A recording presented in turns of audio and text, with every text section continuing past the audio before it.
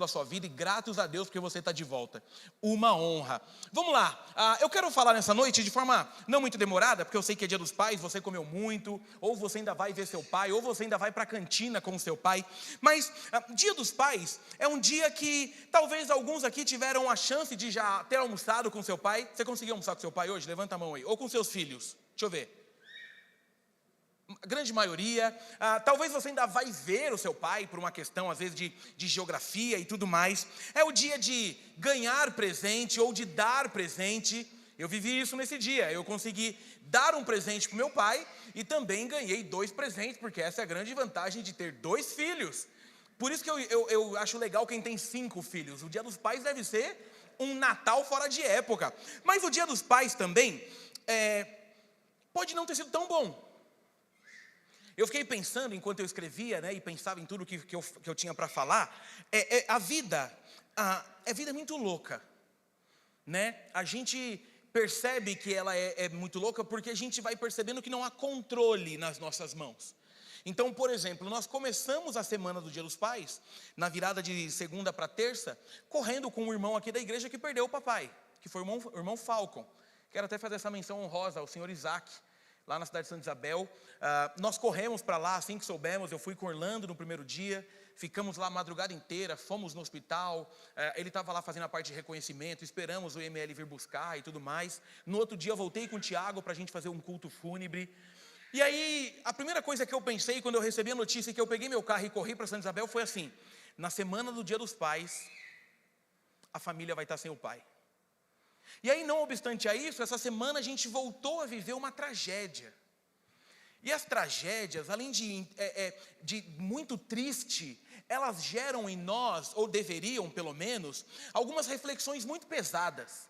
Dentre elas, que nunca saberemos quando vai ser a nossa última viagem. A gente nunca vai entender esse processo da vida. Por quê? Porque, meu irmão, é muito louco isso. Algumas pessoas ali estavam indo trabalhar, outras estavam indo descansar. Eu vi uma reportagem que um pai tinha ido buscar a filha para passar o dia dos pais com ela, e morreram os 2, ou seja, tem uma mãe hoje de luto. Ali tinha um pastor que tinha acabado de se aposentar, estava vindo embora para morrer no interior de São Paulo, Felipe, e morreu.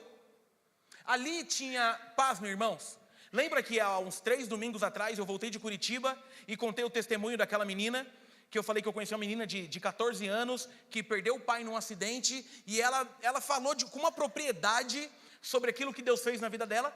Mais um adolescente daquele grupo que eu preguei perdeu o pai nesse voo. E aí um líder de lá me chamou e falou assim: pastor, você precisa ler esse texto. Meu irmão, eu mandei para Ellen, eu esqueci de mandar para Orlando, porque eu prometi e esqueci.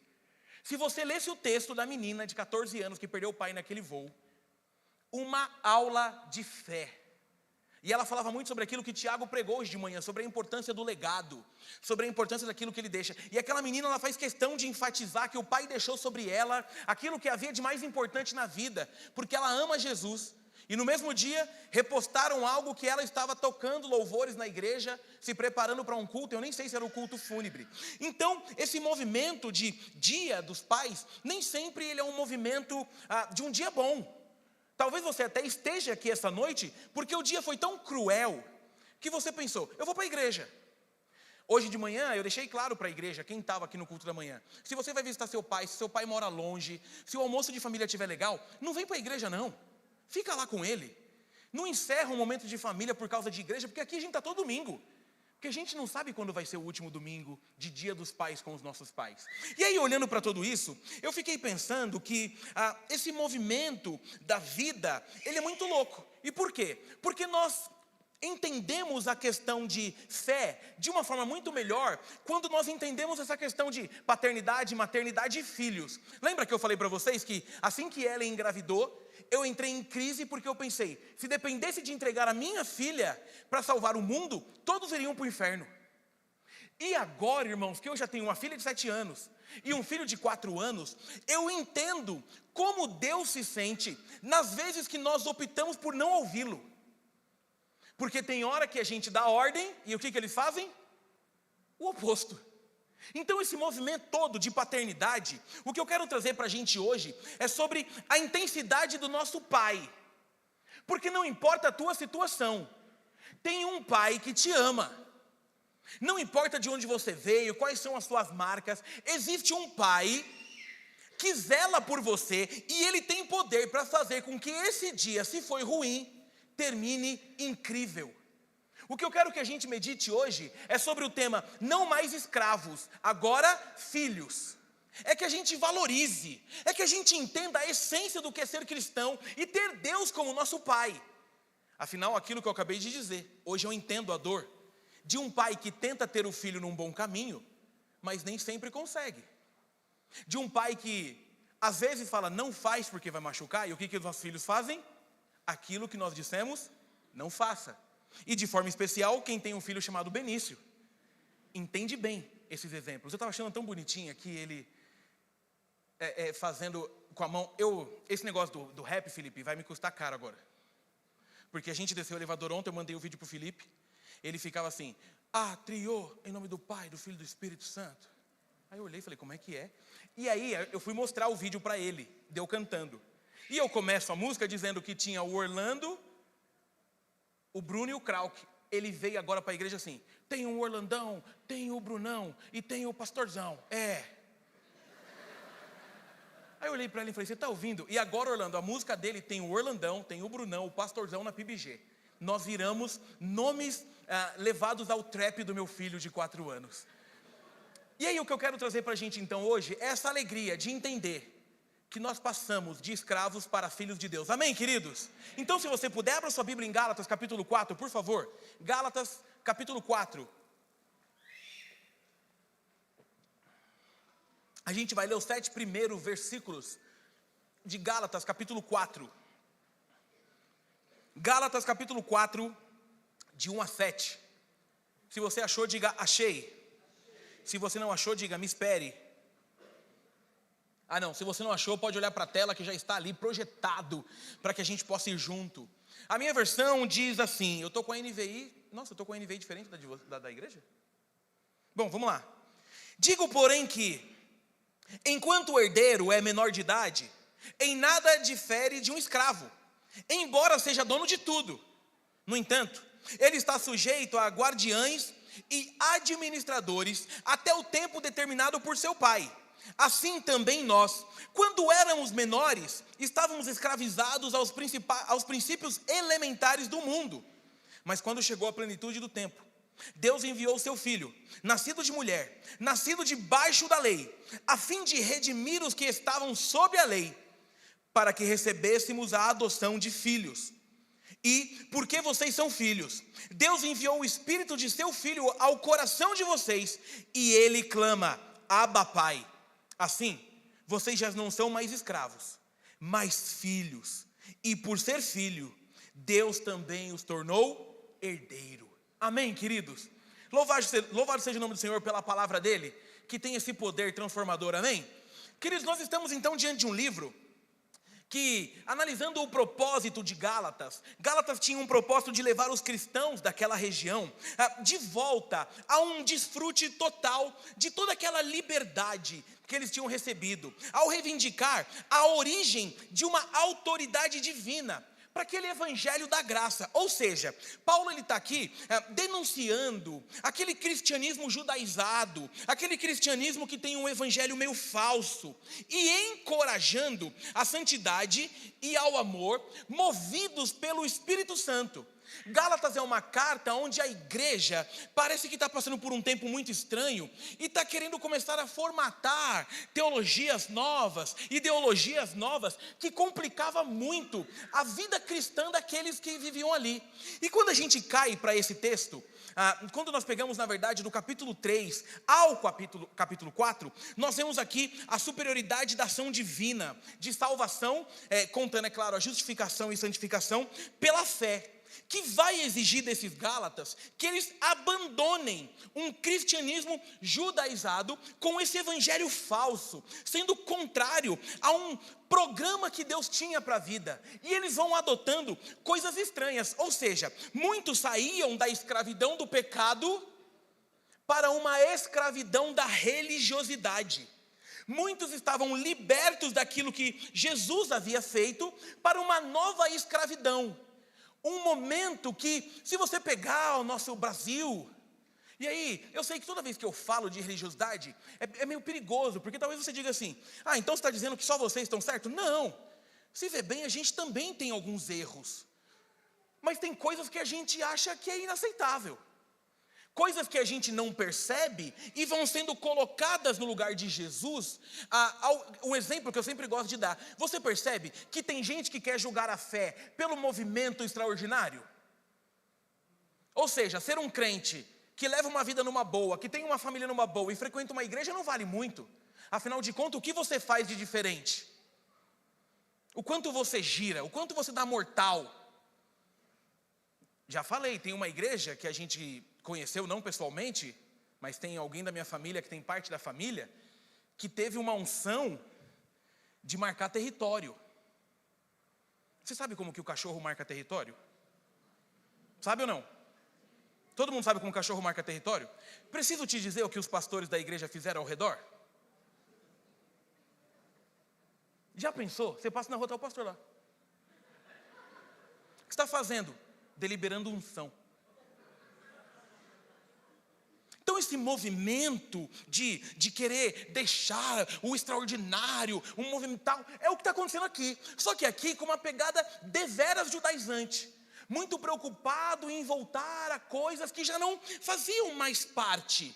E aí quando a gente olha para o nosso texto, o que Paulo está explicando aqui é esse movimento de dependência através de Cristo. Então Paulo usa uma figura de uma criança romana que herda uma grande propriedade. Naquele tempo, elas precisavam ficar debaixo de uma tutela.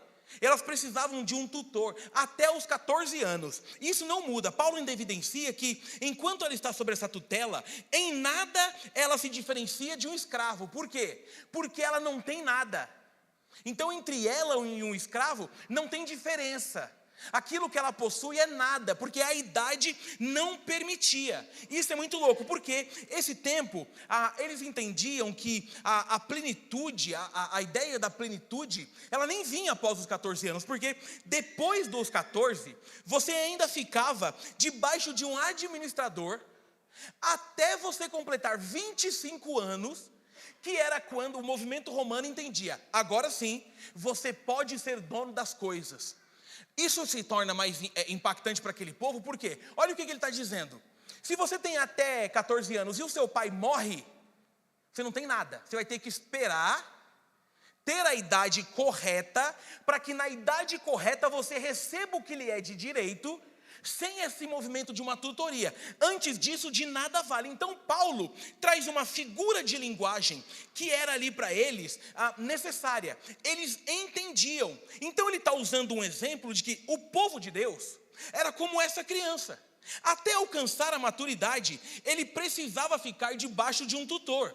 Antes da vinda de Jesus, todo o povo de Deus era como se fosse essa criança, debaixo da lei que estava preparando o povo para que na maturidade pudessem tomar posse da herança com a vinda de Jesus. Ou seja, Paulo está alertando que tudo aquilo que aconteceu não valeu de nada, porque eles não entenderam. Então essa analogia, ela serve também para nós. O que Paulo está tentando trazer para nós nesse tempo de hoje é que todos nós éramos crianças escravas da lei, estávamos debaixo da lei, como uma espécie de tutor, mas depois que Jesus veio, ele nos permite encontrar uma maturidade nele, e através dele nós nos tornamos filhos. Ou seja, é através dele que nós recebemos o direito da herança. É isso que Paulo está trabalhando para o coração desse povo. Então eu quero extrair desse texto algumas questões para que a gente possa entender os detalhes da vida cristã, que coloque a gente no lugar certo, para que nós possamos ter essa tranquilidade e a gratidão de ter Deus como Pai, mas entender qual é o lugar do filho. E entender esse caminho. Porque, irmãos, deixa eu te falar uma coisa. Às vezes, na minha análise, e aqui me permitam, eu acho muito pior um religioso cego do que um ateu. Porque o ateu é como se ele fosse a tábula rasa. O ateu, apesar que eu sou, sei, tem um professor de física aqui entre nós, Temos um filósofo entre nós também, Josadak. Temos aqui o professor líder do PrEP, que é físico. Eu tenho dificuldade de entender que hoje existem ateus. Todo mundo acredita em alguma coisa. Mas o movimento de um cara que não tem uma experiência espiritual é muito louca. Por quê? Porque basta uma fagulha de experiência, o coração dele quebranta. Você já viu gente durona sendo quebrantado? Não é incrível? Sabe aquele cara que você convidou a vida inteira para ir para a igreja e falou, não, igreja e religião não podem servir para mim, porque... E aí ele se usa de coisas que é verdade, né? Não, porque na igreja todo mundo rouba, porque na igreja, infelizmente, a TV só tem ensinado... As igrejas de TV têm sido um ótimo exemplo do que não fazer. E aí ele chega aqui se achando, ele veio por consideração a você. E ele senta, ele não sorri para ninguém, o Tiago começa o louvor, ele fecha a cara.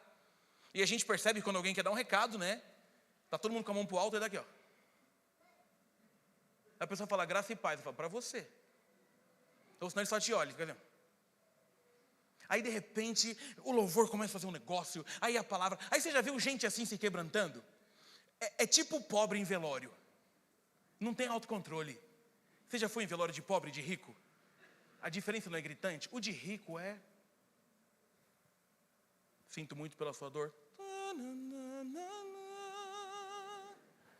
Espero que o Senhor conforte o seu coração. Aliás, onde passarás o Natal? O de pobre é... Não é assim? Tá tocando Cassiane no talo. Porque Deus vai na frente abrindo caminho.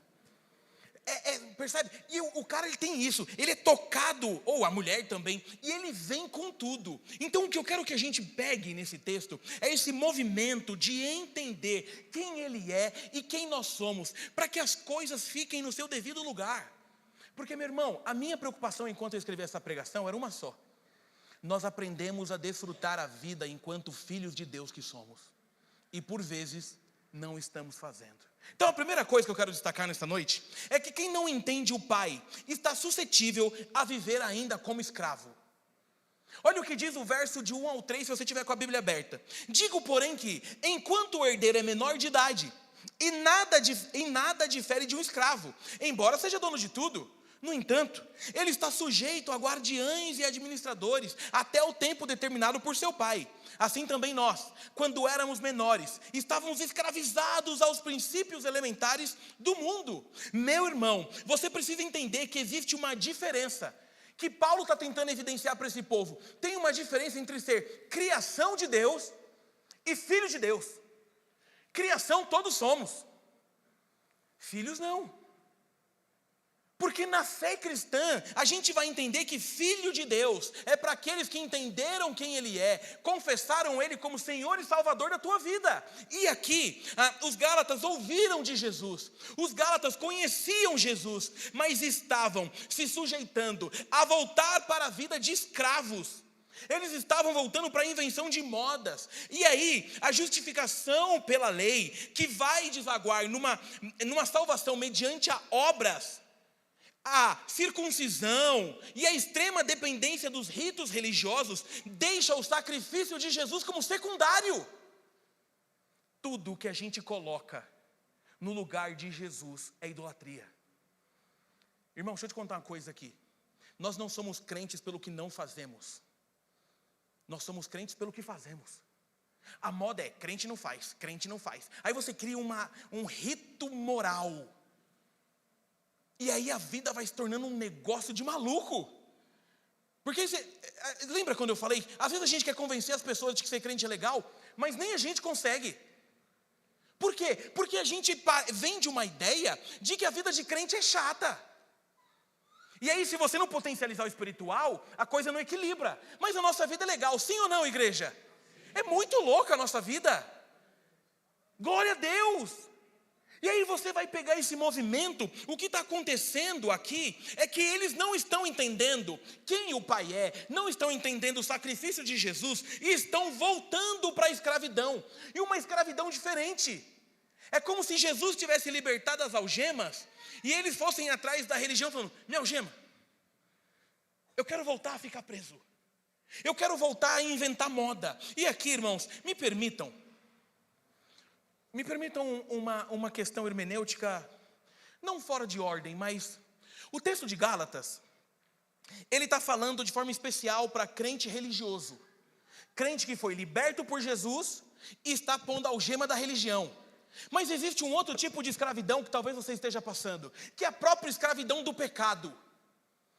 Talvez você ainda não saiba quem ele é, e por não entender quem ele é, você não percebe que toda a relação que você poderia ter com o Pai não acontece porque você está mergulhado nos caminhos do pecado. E aí, meu irmão, deixa eu te contar uma coisa. Ser escravo do pecado é trilhar um caminho com muitos prazeres, mas que te leva para a morte. Aquilo que a gente tem vivido de forma desenfreada nesse mundão, a gente não percebe. E aqui, por que eu vim com isso babando? Porque nessa semana, mais uma tragédia aconteceu, muita gente morreu, e talvez a nossa vez seja a próxima. O que estamos fazendo com a nossa vida? Você tem tranquilidade diante da morte? Precisa responder. Não estou dizendo que você não tem medo no sentido de todo mundo tem um medinho assim de... Por exemplo, quem é pai geralmente, qual que é o nosso medo da morte? Meus filhos. Concorda? Esse medo é normal. O que vai ser de Ellen sem eu fico pensando. Fico imaginando vocês indo no casamento de Ellen, no segundo casamento de Ellen, eu morto. Não é para ir. Se ela cometer essa atrocidade com o mundo, não participe. E se for, fique igual aquele crente que eu falei agora, de cara feia para ela. Quando ela fala, tá feliz, fala, não. Fique imaginando, esse medo, ok. Agora, o medo do resultado final, se está muito grande, é porque você ainda está escravo e não entendeu o que é ser filho. E é muito louco, toda vez que a gente prega isso, as pessoas ficam com uma má impressão, né? Elas ficam pensando, será que o pastor vai morrer essa semana? Relaxa, eu vou morrer na hora que eu tiver que morrer. Se eu bater o carro hoje e morrer, não vai pregar, colocar lá, ele pregou sobre isso, ele estava sentindo. Não estou sentindo nada. Antes que você fique usando a minha imagem para ficar fazendo profetada, isso aqui não é profecia nenhuma. Eu pretendo, a única profecia que eu tenho é eu quero comer coxinha ainda essa noite. A única que eu estou pondo para fora. Não é sobre isso. O que eu estou te dizendo é que o movimento da escravidão, do pecado, da religiosidade, faz com que a gente fique parecendo uma espécie de barata tonta. Que gira, gira, gira e não sai do lugar.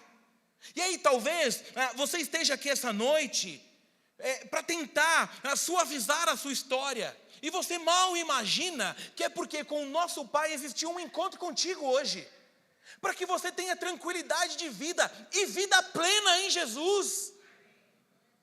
Mas sem conhecer quem Ele é, não vai dar. No próprio livro de Gálatas, capítulo 5, no verso 1, diz, foi para a liberdade que Cristo nos libertou. Portanto, permaneçam firmes e não se deixem submeter novamente a um jugo de escravidão.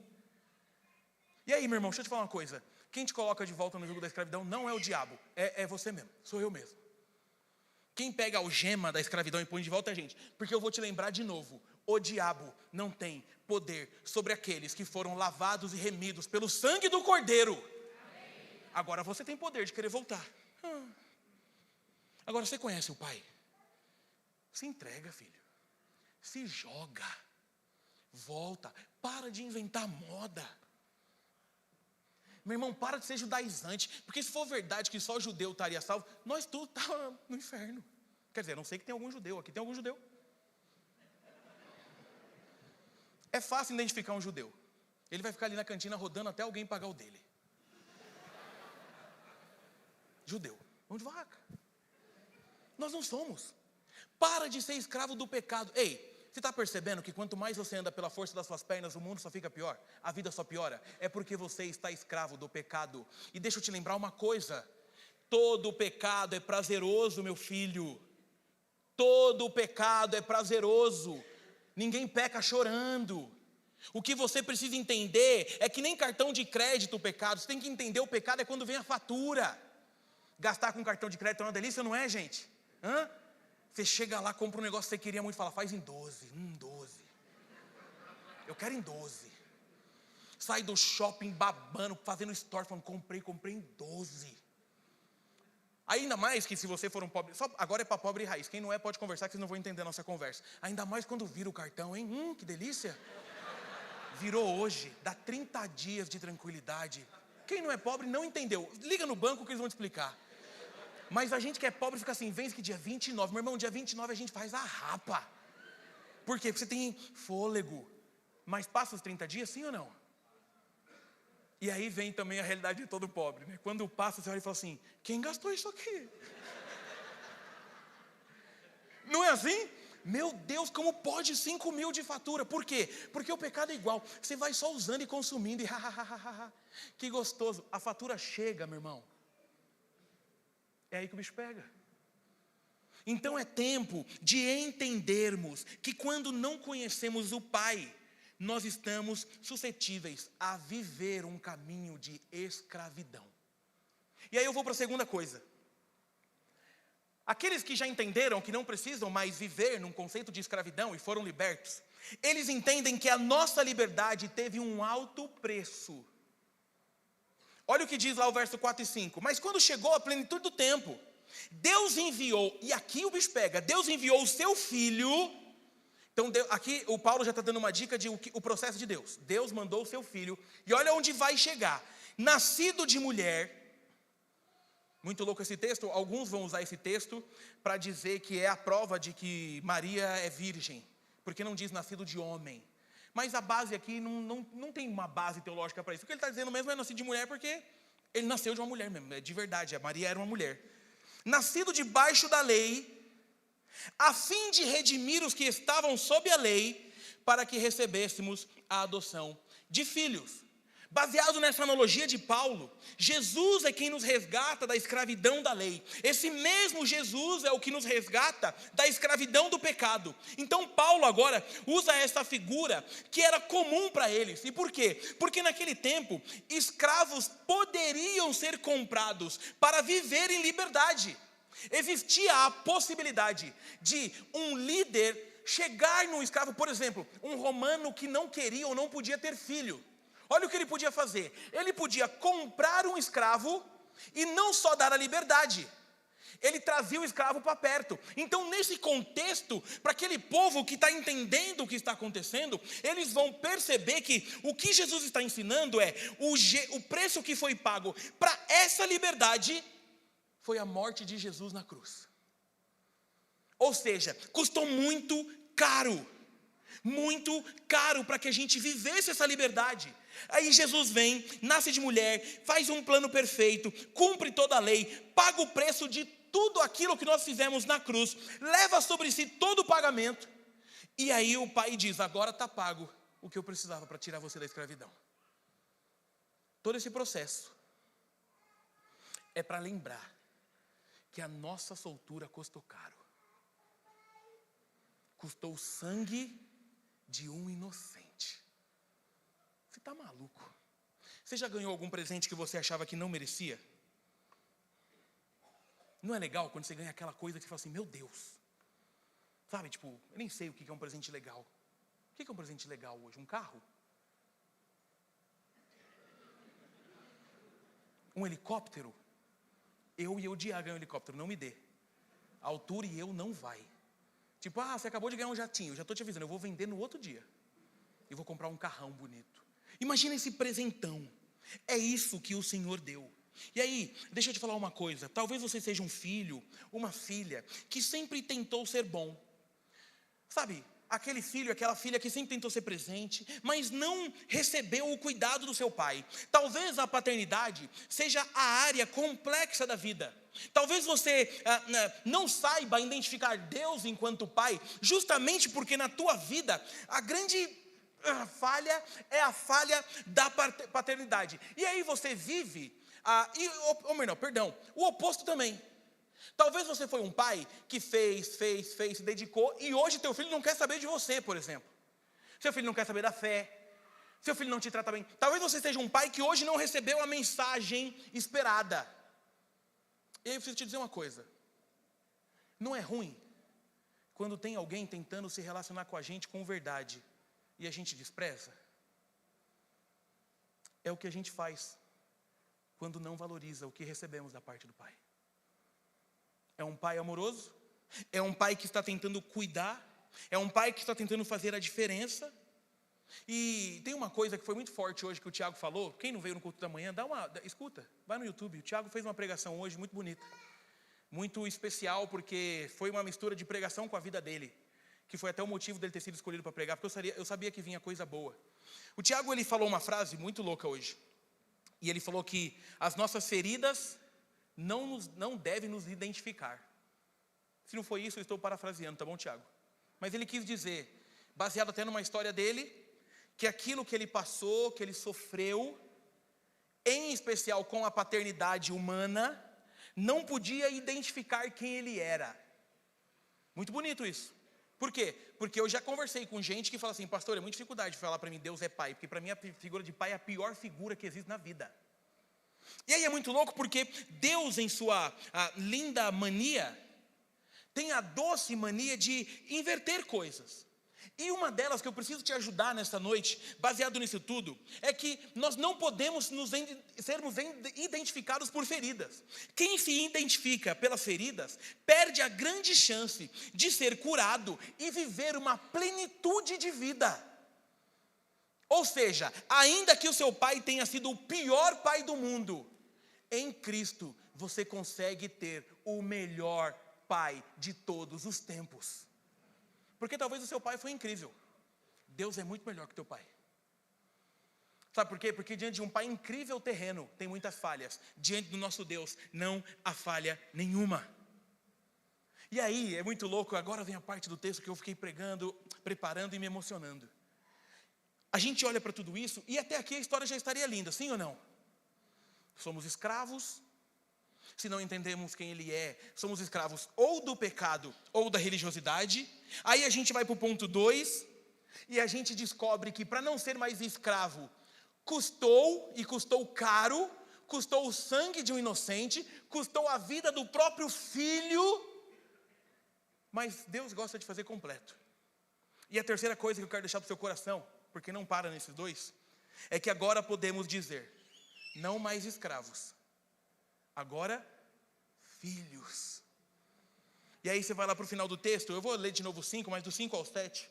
A fim de redimir os que estavam sobre a lei, para que recebêssemos a adoção de filhos. E porque vocês são filhos, Deus enviou o Espírito de seu Filho ao coração de vocês. E ele clama, Abba, Pai. E o verso 7, assim, você já não é mais escravo, mas filho. E por ser filho de Deus, tornou-se herdeiro. A segunda etapa é que, além da liberdade, porque veja, Deus poderia apenas falar assim, vocês estão livres, sigam. Não, ele fala, vocês estão livres e agora vocês são os meus filhos. Agora você é filho de Deus. E naquele tempo romano, todo rico tinha a possibilidade de não querer ter filhos, mas podia adotar quem quisesse. Para eles isso aqui fazia muito sentido. Eu que te escolho.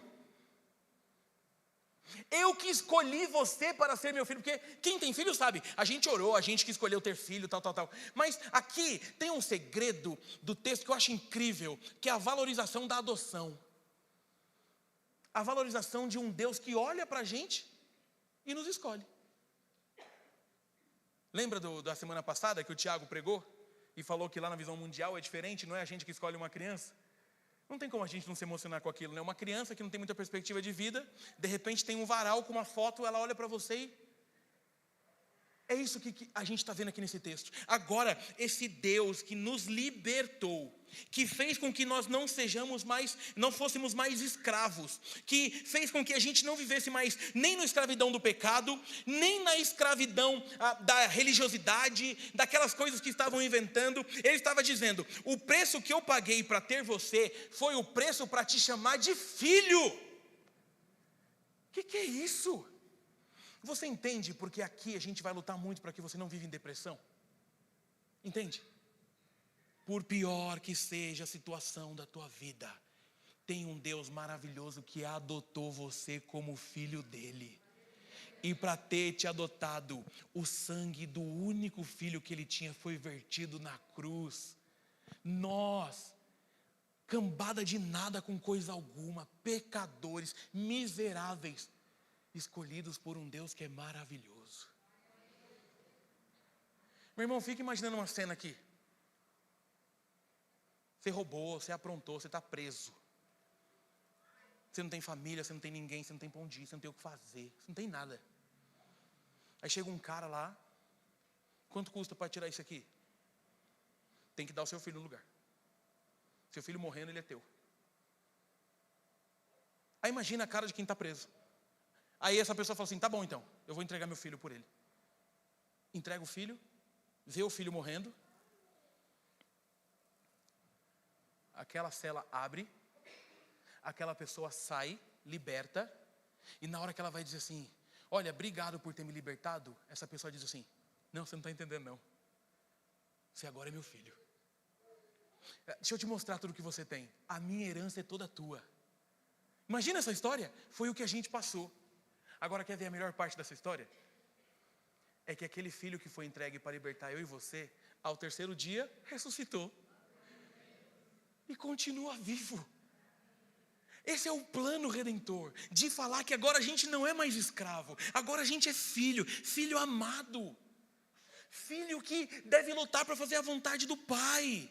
Filho que entendeu a mensagem. E aqui, irmãos, o verso 6, e porque vocês são filhos, Deus enviou o Espírito de seu Filho ao coração de vocês, e Ele clama, Abba Pai. Tem muitas versões de interpretação do Abba Pai, que é paizinho, que é uma... Assim, geralmente a expressão Abba Pai, ela porque poderia ser só pai, ela tem uma questão de intimidade. O que Deus está dizendo é que aquilo que Ele fez não foi simplesmente para nos chamar de filho, mas foi para, enquanto filho, tenhamos intimidade com o Pai. A gente foi convidado para andar com o Pai, para não largar a mão do Pai. Para quando está triste, contar para o Pai. Para quando está feliz, celebrar com o Pai. Então percebe, nós somos resgatados. Agora a gente é filho e esse Pai perfeito ainda quer ser nosso amigo. Não é legal ser amigo do Pai? Se você perguntar para o meu filho o que eu sou dele, ele vai falar, meu amigão. E aí ele usa isso como estratégia, porque ele entendeu que o meu coração para ele. Esses dias eu cheguei lá da viagem de Curitiba e eles me deram de presente uma touca, um gorro, lindão, bege, pirei. Aí ele chegou e olhou e gostou, só que ele viu antes de eu acordar. Aí ele estava com a touca, e estava frio, ele começou a andar com a touca. Ele falou, pai, olha essa touca. Falei, eu já vi. Ele falou assim, essa touca é minha, não é? Falei, não, é do papai. Ele falou assim, não, peraí, a gente não é melhor amigo? Juro. Falei, somos, ele falou, melhor amigos não emprestam as coisas? Juro, 4 anos, imagina com 15. Pai, esse carro aqui que eu acabei de bater era nosso, né? Não era nosso? Aí eu falei, não, então tudo bem, a gente é melhor amigo. Ele falou, então eu posso usar a sua touca? Eu falei, pode. Ele falou, então a touca pode ser minha? Eu falei, você me empresta? Olha como ele reverteu. Ele falou, quando você quiser eu te empresto. Sabe quando você termina uma conversa e fala assim, eu acabei de ser enrolado por uma criança de 4 anos. Mas essa intimidade, essa amizade, de sorrir junto, de contar o que se sente, é o que o Senhor está convidando a gente para viver com Ele, querido. Você está triste porque está sem seu papai? Seu papai morreu? Tem um paizão esperando para ouvir teu choro essa noite, pô. Tem um pai para refrescar a sua memória com tudo que você viveu com seu pai terreno. Tem um pai que está prontinho para cuidar de você ainda essa noite. Ou você está triste porque está longe do teu filho? Tem um pai que está pronto para cuidar do teu coração. Ele já nos libertou para viver tudo aquilo que a gente tem que viver, ciente de que Ele está juntinho com a gente.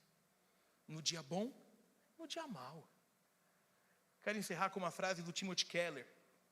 Ele tem uma frase muito bonita que diz que Jesus tirou a corda da forca do nosso pecado, do nosso pescoço, e colocou uma medalha de honra conquistada por Ele. Ele não só tirou a corda, Ele colocou uma medalha. Mas sabe quem foi que ganhou essa medalha? Ele. É como se com essa medalha Ele dissesse assim, agora você também é filho do papai. Ainda que seu dia tenha sido ruim, tenha sido mau, você tem motivo para se alegrar no dia dos pais, porque tem um pai perfeito que ama você. Tem um pai perfeito que fez aquilo que você precisava para sorrir verdadeiramente. Tem um pai perfeito que mudou a tua história. Tem um pai perfeito que está sempre junto de você, no dia bom e no dia mau. Essa semana, quando eu fui fazer o velório, tem algumas coisas que eu repito, eu não abro mão. Por exemplo, casamento eu uso às vezes 85%, 90% o mesmo texto, a mesma fala, porque eu acho que todo mundo tem que ouvir aquilo. E em velório também eu uso algumas coisas que eu costumo repetir. E eu falava assim para a família do Falco, o clima ruim, né? Aquele caixão, todo mundo chorando. Eu falava, agora o que resta para a gente é saudade. Mas, pegando a fala do Tiago de manhã, quando a gente deixa bons legados, o nosso coração é recarregado pela nossa memória, e tudo aquilo que a gente viveu de bom vai alimentando o coração, e é muito louco, porque é como se a gente chorasse de saudade, mas ao lembrar o que vivemos, a gente sorrisse, e a lágrima sempre termina num rosto sorrindo.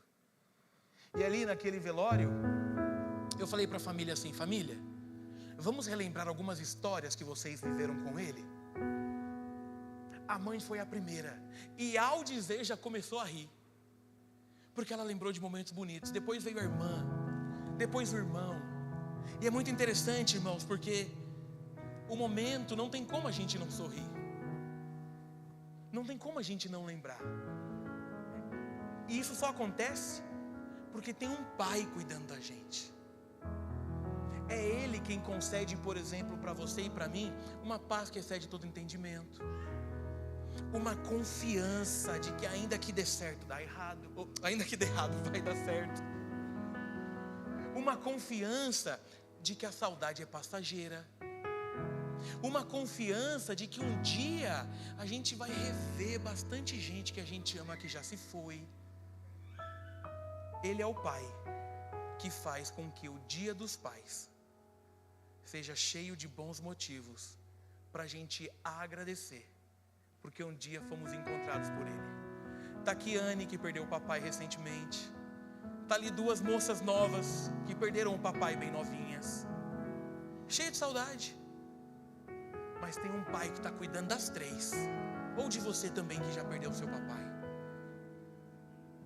E aí eu quero encerrar dizendo que essa liberdade que nós conquistamos em Jesus precisa ser usado para glorificar o nome dEle e libertar os outros que estão ao nosso redor, para que até na morte a gente saiba que o fim é vida, para que até no dia mau a gente entenda: a bondade do Pai continua pertinho de mim. Amém, queridos? Pode fechar seus olhos, eu quero encerrar orando por você, por favor.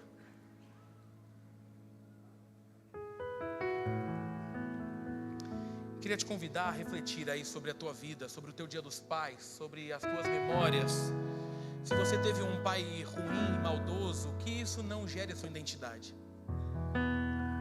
Se você está com saudade, que sinta o abraço do nosso Pai eterno. Que Ele traga para a sua memória agora os momentos bons. Quando você começou a andar de bicicleta, lembra? A brincadeira de lutinha. Talvez aquela primeira Barbie que você estava esperando tanto. E jogar videogame com ele, hein? Nossa! Mas que você lembre disso, ciente de que existe um Pai que cuida de você, que guarda o teu coração, que quer ter essa intimidade com você, de ouvir seu choro de pertinho. Queria te dar um tempo para falar com esse Pai agora. Seus olhos fechados, fala com Ele aí. Tá com saudade, avisa Ele, fala: oh Deus, estou com uma saudade do meu Pai. Enquanto a gente ouve aqui uma música. Quem sou eu para que o grande Rei me receba assim? Me perdi, Ele me encontrou, seu amor por mim, seu amor por mim. Quem Deus liberta, livre enfim será. Sou filho de Deus, sim,